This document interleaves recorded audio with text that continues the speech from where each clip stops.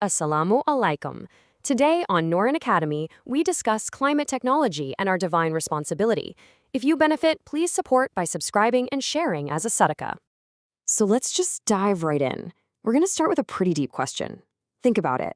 Our generation has mapped the human genome. We've reached the far corners of our solar system. We've built this incredible global network of information. But when you look at the state of the world, you have to wonder if intelligence was ever really the test. Maybe the true measure of our time, the real exam, is our sense of responsibility. I mean, we have satellites that can monitor every single forest on the planet, sensors that can track the tiniest change in temperature. We know more about our planet's health than any generation in history. And yet, all that knowledge hasn't led to enough action. It kind of suggests that the problem isn't a lack of technology, is it? It's something deeper. Maybe it's a lack of restraint. And that leads us to the biggest, most awkward question of our time. We are living in an age of incredible climate technology. I mean, the tools to actually heal our planet are finally really within our grasp. And that amazing fact forces a question that we just can't dodge anymore. If we actually have the power to save the Earth, why aren't we? Now, there's no denying the scale of the challenge is massive. We see it every day with rising temperatures and ecosystems that are clearly under stress. But at the very same time, there's this quiet revolution happening, a revolution in the tools we have to fight back. And what's so amazing about this is that this isn't science fiction anymore. These things are real, right now. They're actual facilities that can literally pull carbon dioxide right out of the air. We've got batteries that can store massive amounts of solar and wind power. We have AI that can predict disasters before they even happen. The solutions are here. You know, this is a huge turning point in human history. For centuries, the best we could hope for was just slowing down the damage, trying to do less harm. But the conversation has totally changed. We now have the technology, not just to slow the bleeding, but to actually reverse some of the harm that's been done. This isn't just about preserving what's left, it's about restoration. So here's the bottom line. The debate about whether it's possible to fix this, well, that debate is pretty much over. We know we can. The bottleneck isn't our science anymore. It's our collective will. The challenge has moved out of the lab and into the human heart. And when it comes to a challenge of the will, of the heart, our faith gives us this incredible, timeless framework.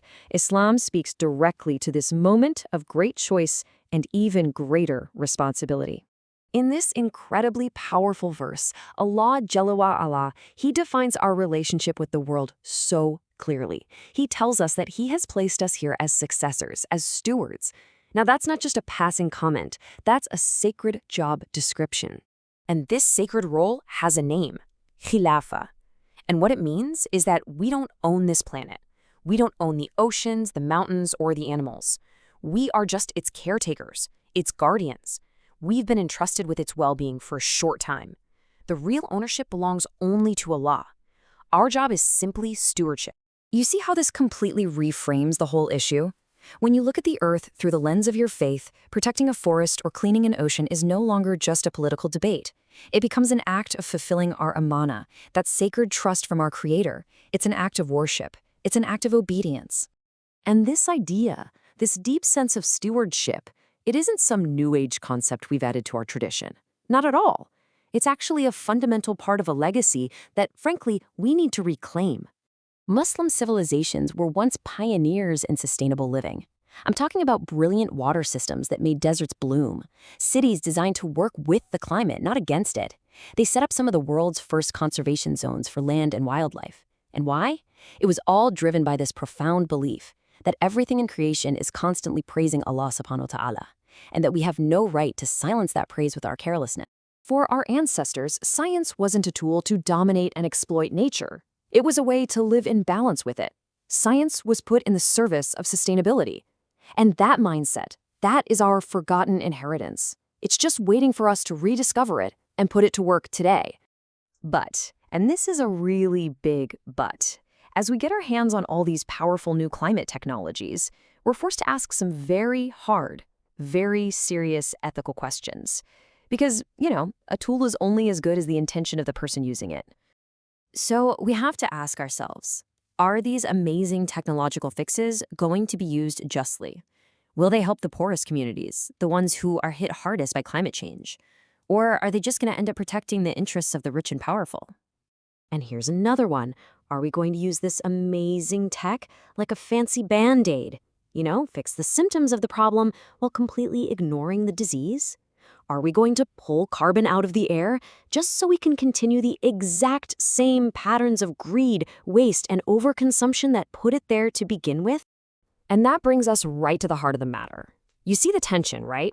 How advanced our tools are versus how pure our intentions are. Technology might be able to patch up the planet, sure, but only ethics, only morality, only faith can actually heal humanity's broken relationship with the earth. This is why this is a direct call to action for the Muslims of this generation. This is our moment. It's time for us to step up and truly embrace our role as the protectors, the guardians of this divine trust. The Ummah today desperately needs a new wave of leaders. We need climate innovators whose work is driven by their iman. We need policy thinkers who are obsessed with justice. We need builders and engineers who see every project as part of that sacred trust. And we need scientists who see their research, their search for knowledge, as an act of worship itself. And let's be absolutely clear. In our tradition, caring for creation is not a soft issue. It's not a weakness or some kind of distraction from more important things. No, it is the very definition of faith in action. It is a sign of our commitment to ihsan, to excellence, in every single thing we do, right down to how we treat the ground beneath our feet. Think about it. Our predecessors, with tools that were so much simpler than ours, they built entire civilizations that honored the natural world. They literally changed history. Today, we stand on their shoulders, but we're armed with technology they couldn't even have dreamed of. And so, we'll leave you with this one question to really reflect on. If they changed the world back then, what will you build now? Presented and created by Neuron Studio.